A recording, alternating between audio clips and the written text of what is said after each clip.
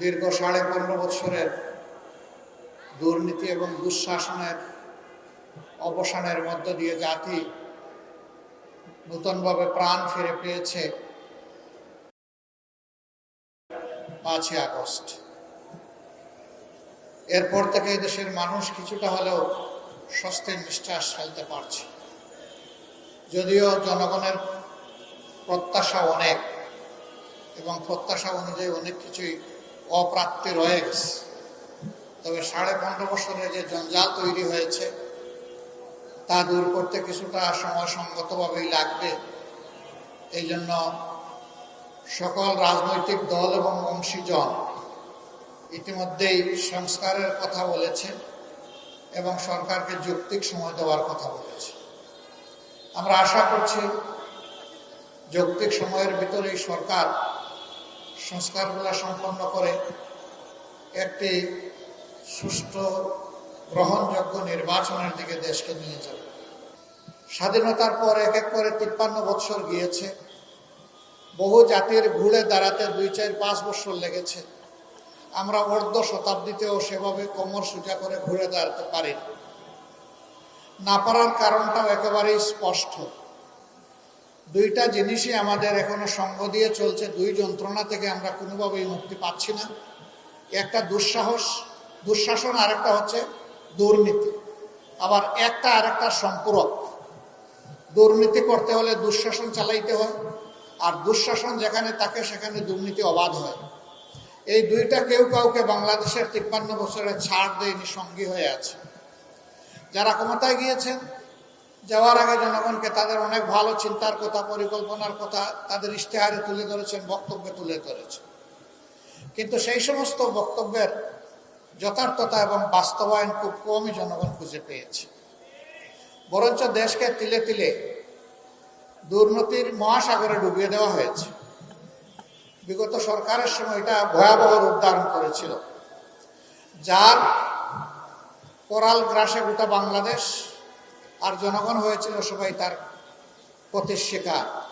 যার কারণে জুলাই মাসের 1 তারিখ থেকে 36 জুলাই গোটা হয়ে যেটাকে, অর্থাৎ 5ই আগস্ট পর্যন্ত এদেশের আপামর জনগণ, শিশু, নারী পুরুষ, আবাল বৃদ্ধ বনিতা সকলে রাস্তায় নেমে এসেছে। কারণ সবাই ছিল ভুক্তভোগী, সবাই ছিল মজলুম, মুষ্টিমেয় কিছু মানুষ ছাড়া। যারা আপামর জনগণকে কষ্ট দিয়েছে, নির্যাতন করেছে, জুলুম করেছে, খুন করেছে, গুম করেছে, সম্পদ লুণ্ঠন করে নিজেদের কপাল গড়েছে, বিদেশের মাটিতে পাচার করেছে এবং মানুষকে জেল জুলুম অত্যাচারে একদম জর্জরিত করে তুলেছিল। শুধু খুন করে নাই, তারা অসংখ্য মানুষকে জীবনের তরে পঙ্গু করে দিয়েছে। এমনকি ক্ষমতার শেষ দিন পর্যন্ত তারা এই কাজটা করেই গিয়েছেন। যে কোনো মূল্যে গদি তাদের থাকতেই হবে, জনগণ মরুক কিংবা বাঁচুক। সরকার তো জনগণের জন্য, কিন্তু তাদের থিওরি ছিল সরকারের জন্য জনগণ। সরকার ঠিক থাকলে দেশ ঠিক আছে, জনগণ ঠিক আছে, সরকার নাই, কিছুর দরকার নাই, এরকম একটা বেপরোয়া ভাব তাদের মধ্যে ছিল। যার কারণে তাদের বিদায়টা সম্মানজনক হয়নি। রাজনীতিতে এরকম অসম্মানজনক বিদায় দুনিয়ায় খুব কমই হয়েছে, কিন্তু যেখানে হয়েছে তারা কিন্তু আর ফিরে আসতে পারেনি।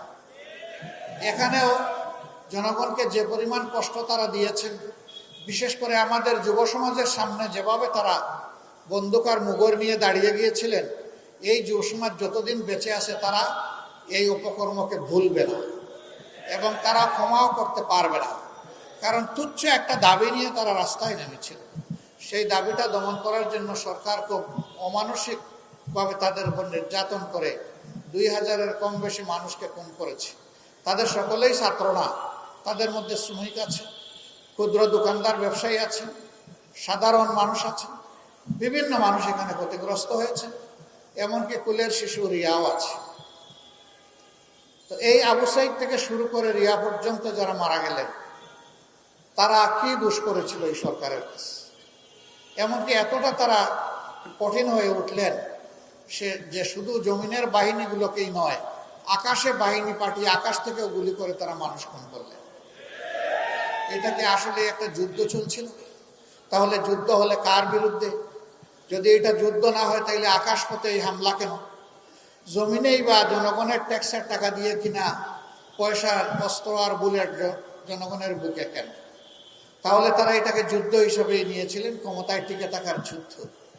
তো যে দল জনগণের বিরুদ্ধে যুদ্ধ করেছে সেই দল ঠিক করুক যে আদৌ বাংলাদেশে তারা কোনো রাজনীতি করার অধিকার রাখে কি না। আমার সম্মানিত ভাইরা, আওয়ামী লীগ ব্যাংক বিমা সব কিছুকেই ক্ষতিগ্রস্ত করেছে, কোনোটা ডাকাতি করে শেষ করে দিয়েছে এবং এই টাকাগুলো তারা ভাগ বাটোয়ারা করে নিয়েছে। এখন সেই খনির টাকার আলামতগুলো দুনিয়ার বিভিন্ন জায়গায় বের হয়ে আসছে। এমনকি ব্রিটেনের মতো জায়গায় সেখানেও তৎকালীন প্রধানমন্ত্রীর পরিবারের ঘনিষ্ঠজন তিনি দুর্নীতির দায়ে এখন তার দুর্নীতির তদন্ত চলছে এবং ইতিমধ্যেই তার অনেক অসঙ্গতি উঠে এসেছে। তাদের পরিবারের গোষ্ঠীর সকল সদস্যদের কপাল পরিবর্তন হয়েছে, জনগণের কপালটা ধ্বংস করে। আমরা এমন শাসন দুঃশাসন আর বাংলাদেশে চাই না।